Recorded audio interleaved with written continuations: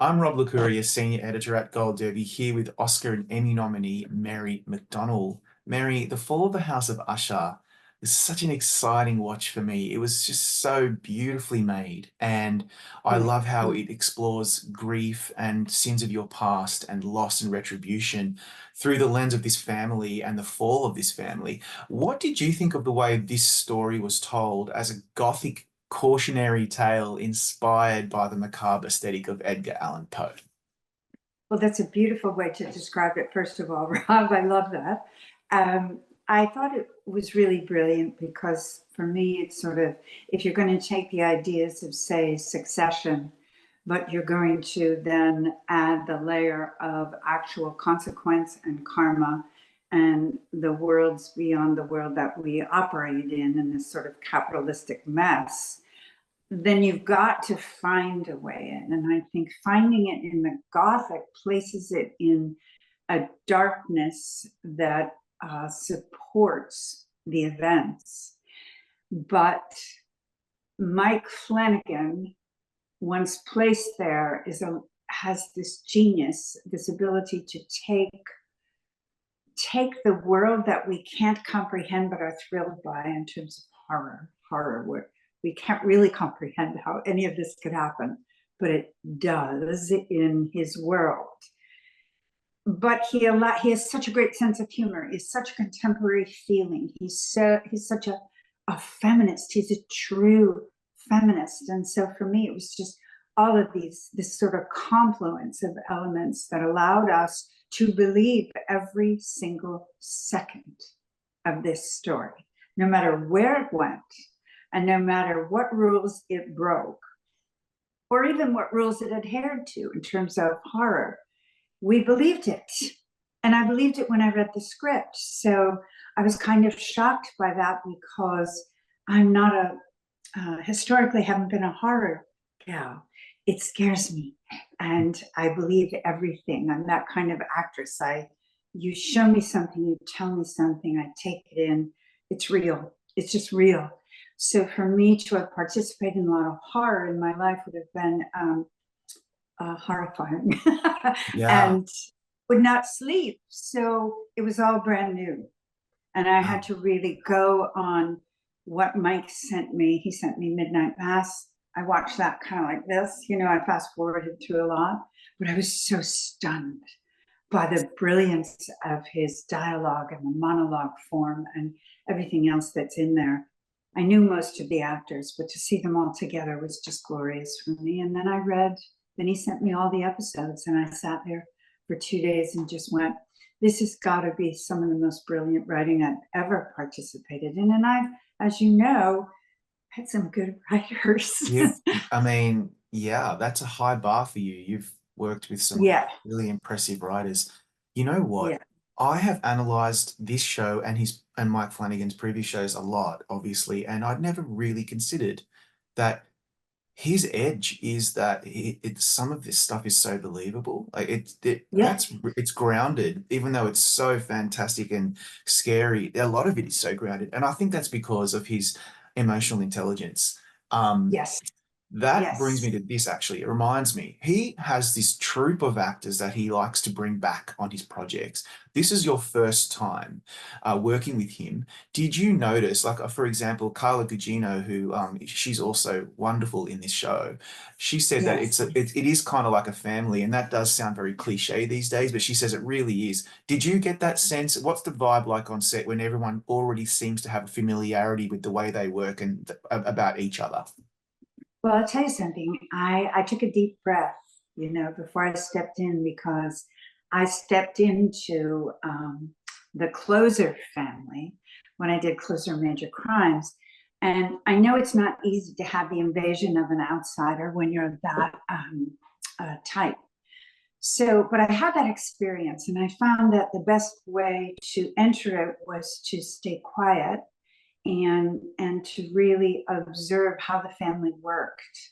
In the case of this family, there couldn't have been more welcoming arms. At one point, they came over to me and said, "Please come into our tent. We want you to be a part of this." And I said, "I will once I get used to things. Believe me." these actors are so tight and so much fun. And there's a feeling of sort of high school, which I find a great relief. The amount of laughter and intelligence and love and care and support and familiarity. But when you work with them, the rhythms, they're just like they'll go from telling a really stupid joke in between takes or making voices or just hilariously laughing. And at the beginning, I was like, oh my God, I'm never going to get anything done here. Look at this group of people. They're adorable, but please, And then action, just like that, just like that. And they pick up cues that it's just beautiful. It's really, they are a family. And that all starts with Mike and Trevor, and Mike Fimignari are three absolutely delicious human beings, and their priorities are clear, and they're the right priorities, and they are not caught up in a lot of what happens in Hollywood when you kind of lose part of your way. They just don't. They don't lose their way. They stay in the story and in the joy. There's tremendous joy. And I'm not exaggerating. I'm not being cliche. It sounds like a dream. It sounds fantastic to work in that environment, in any profession. If you've got that kind of leadership at the top and it filters throughout the whole team, you can create magic. And that's why his shows are so beloved, because they're so brilliantly put together by everyone. Now, let's talk a bit more about the character, because she's complicated, Madeline. She's in a position of power, she's calculating, she's enigmatic, but at least until the end, we, the audience, sense this underlying insecurity and regret with her. And so I'm always curious with actors, what's the key to portraying that authentically, where we see one thing on the surface, but we instinctively sense something more sinister or stealthily dominating underneath? Well, in the case of Madeline, it all started for me in what she observed in her own mother's ending. And so the trauma, the baseline trauma through which this young girl became a woman, had to do with something quite extraordinarily violent and shocking.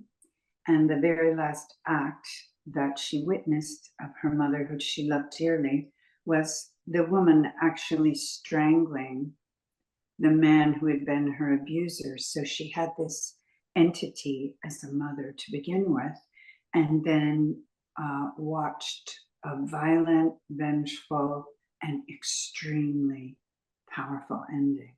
So that was laid into Madeline Usher. And from there, and then the two of them, of course, end up with this kind of version of trauma bonding as brother and sister, which answered a lot of questions for me in terms of Madeline's ability to continually make up for his, I don't exactly call them weaknesses, his proclivities, and to sort of put up with what that meant for her and how she had to balance that out.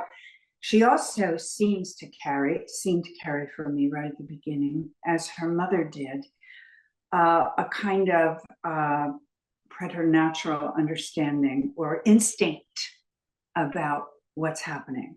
And unable to shake that does create both a power and an insecurity, I think, in life, because you can't just relate to life nominally. You have this other feeling about how things might go that runs through you like a current. And so the more Verna came into the picture, the more that current came to the surface with Madeline, and we got to see who she really is and how much she was able to actually see through the very capitalistic greed system that she was a full participant in. She was definitely an earth scorcher herself, while carrying this rage about the truth of all of it. So I found that in between those two abilities, there would be a kind of shimmering lack of grounding, because the discrepancy was so large between what we heard from her at the end in her rage regarding women in the whole realm of being human on this Yeah. planet. Yeah. And the fact that she behaved in sort of accordingly at times in the kind of system she participated in, the system fully that she abhorred. Yeah. That's right. I hope that makes It pretty does. long. No, it's perfect because it leads into perfectly into my next question, because by episode 8, that final speech that Madeline gives is Yeah, so brilliant. You and Bruce Greenwood, there are sparks flying, and it's really just the two of you sitting there and talking. yeah, But she's foul-mouthed, she's indignant, defiant, and it's such a cracker of the speech about big pharma, reproductive rights, consumerism, that people are begging for more and more, and where the problem, how dare they? yeah, When you get that kind of monologue, what's yeah. going through your mind? Well, it was that as I read it, as I was reading it to make my decision, when I got to that monologue, I just went, there's no way I can't do this. There's no way. I don't care what happens here. I have to say yes to this event, because you don't, that kind of truth compacted into a moment of complete letting go. It just doesn't happen. It doesn't happen quite often in life. So it doesn't happen hardly ever in film. Yeah. Not that level of truth. And it doesn't happen for women. It doesn't. We've heard some male characters who we adore, even though they're quote unquote the villain or they're murderers, Tony Soprano, or we've Yeah. heard his inner monologue, but we don't hear women come out that way. And I just thought, this is it. All the roads of my career have led me to being able to handle Madeline's monologue. That was my thought. That I spent the next Wow. month suffering, going, oh my God, how do I do this? How's it going to be? And the first time I read it through with Mike, it was hilarious, because, when you rehearse something, quite often you try too hard at the first go through because you think you got to get all in. Like, it's like everything you've been thinking about. And so I gave this, I don't even know what it was. Mike would probably be laughing hysterically if he was on this interview. Some kind of something. And there was a pause, and he said, wow, I really like the fire that's driving this.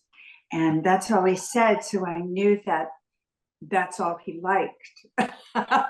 And Yeah. so at first, it was exactly right. That's all I really knew. So over the process of you always pare down. That's the goal. And paring down and paring down and paring down to the point where something clicked in me, and I understood the simplicity in the way that this was not a speech. This was an inner fire that just came tumbling out. And because she's a brilliant woman, she's able to put together these ideas like lightning, and that there was no reason to not verbalize them, rather than, let me tell you something here. It just couldn't not come out. So that's how I worked on it. I worked on it as something that was inevitable, kind of pouring out of her. As you were talking, I was actually remembering the speech and thinking about how you might have done it, where she's just hollering and getting really upset. I think obviously doing more takes allows you to hone and chisel into something perfect. And I guess it's never going to be perfect. You could be doing takes forever, but I'm so glad that it came out the way it did, because Yeah.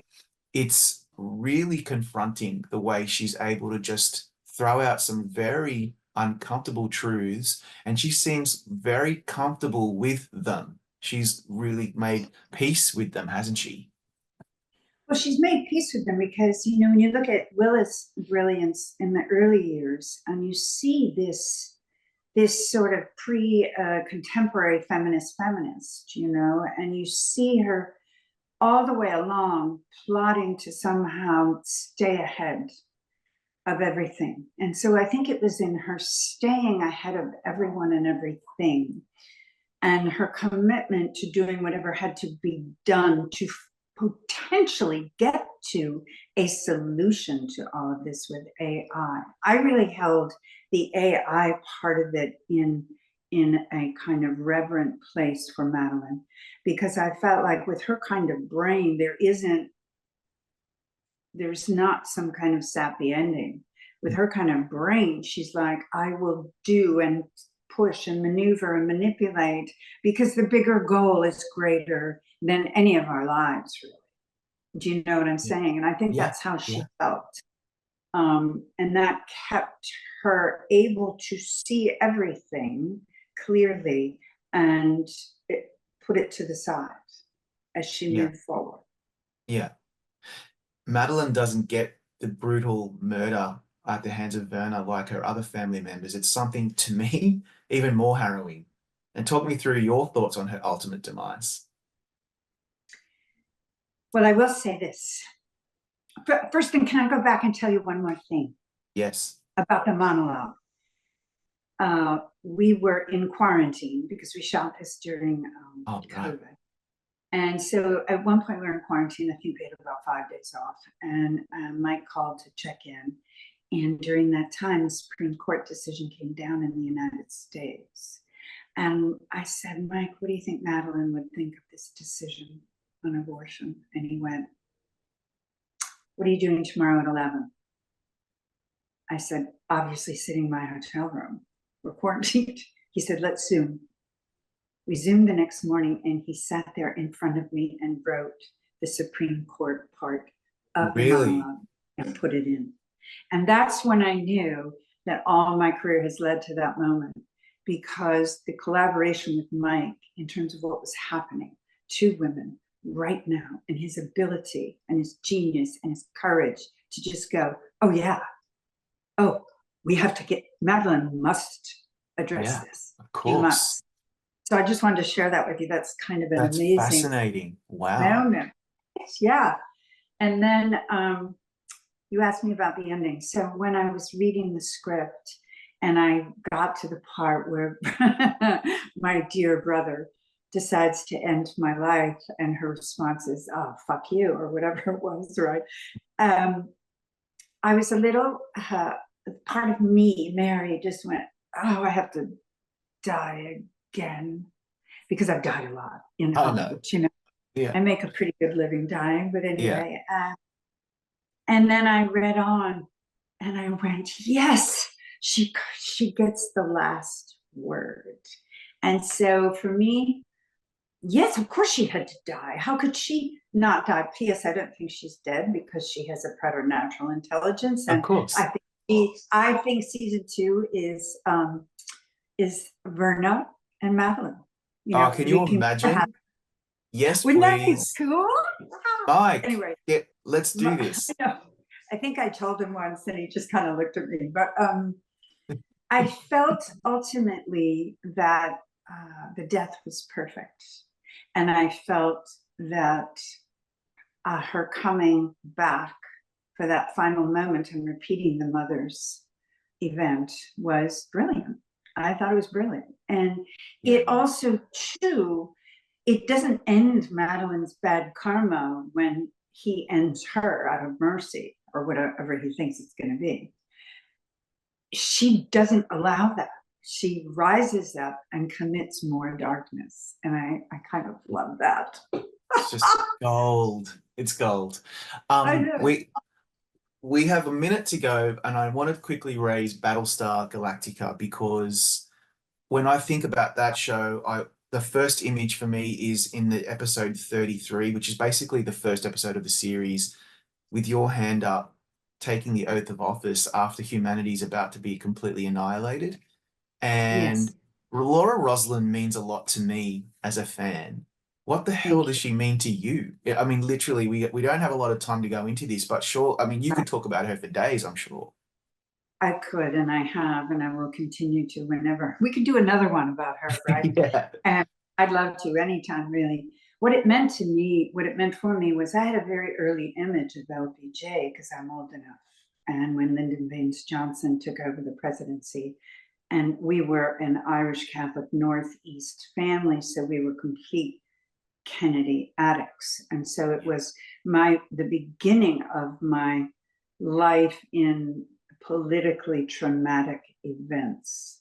And because Johnson was so much a part of that transition, and I remember more Jackie Kennedy's face as she was listening to him take the oath. Mm. And so for me, I had Jackie's fragility stayed with me, but LBJ's determination and stepping in out of necessity, that was simply the action. The idea that she was going to be the leader of whatever the free world looked like at 55,000 people that couldn't even get through, really, it was just about, we have lost everyone and they're all gone, everything I know, and yet I must take responsibility. And Yeah. so I had, you know, historical experience about it, but actually, if you think about it, it's kind of a pretty no-brainer to play. Yeah. You know, everybody comments on it, and I said, but it's so in the writing. I mean, look what he wrote. Look at this event. Everyone's gone. She's, you know, way down in the line to accede the presidency, but everyone's gone. And she doesn't have the aspiration to be the president at all. And No, that made it interesting as well. So that's that's right. kind of where the inner life came from. Yeah, it's that stepping up when you don't think you can, but you do. I mean, it's just that show is so amazing. And by the way, let's not forget that it was Gold Derby that broke the news back, I think in 2008, that you were shortlisted for as a semi-finalist for an Emmy. You didn't make the cut, the final cut, but we were so rapt that Battlestar was finally getting that notice. But putting that aside, for awards, given that's what we do, and we literally have 20 seconds, but you got 2 Emmy nominations and those 2 Oscar nominations. My first memory of the Oscars back in 1991, I think I was 14, was your nomination in Dances with Wolves. Um, do you have a very brief favorite awards memory? Well, Dances with Wolves, obviously, because it was not, it was more than, it was my first, but it was 13 of us. So we came in these big limos and we had the, you know, the roof open and we just was just this incredibly wonderful, fun, familial moment inside a very unfamiliar, deeply intimidating environment. And so that has always stayed with me. Every award ceremony has its own idiosyncratic moment. I remember Al Pacino once turning to everyone who was in the row in front of me and giving everybody Tic Tacs all night long. I think it just kind of kept him calm. Do you know what I mean? And there was another award. It was an Emmy nomination that I had. And Tom Hanks and the Band of Brothers people were right in front of me. And when she said the winner is, she went like this. And so we all thought she was going to say Mary, and we all kind of, including Tom, kind of leaned forward, and she said someone else entirely. And we all had to kind of slink back down, right? So roll the tape forward, we're leaving the event, and we go into the after party, and we're all standing around laughing at the fact that, as Tom said, you got robbed, and like we were laughing and laughing. This is no offense to whoever won, but then this woman comes up and she taps me on the shoulder and she says, Miss McDonnell, I'm so sorry, but I'm not a stalker. I'm really not a weirdo, but could I talk to you for a minute? And she was so sincere. I said, of course. And she goes, here, come into the ladies' room. And I'm like, oh, this is, now I feel like Harriet the Spy. Where am I here? You know, and I go in and she goes, one of your hair extensions, I had on hair down to here, has come off and it's stuck to your ass. And I was actually kind of relieved that you didn't win because you would have walked up to the podium with the tail. Wow. There's always something. Like I could tell you something funny or wild or moving about every single one of them. You know, there's always something quite extraordinary. Even recently at the Critics' Choice, there were things that happened on the red carpet that were just so never seen before. Do you know what I mean? So Oh, I it's know. fun. Oh, yeah. Some of the most craziest things have happened on red carpets for me.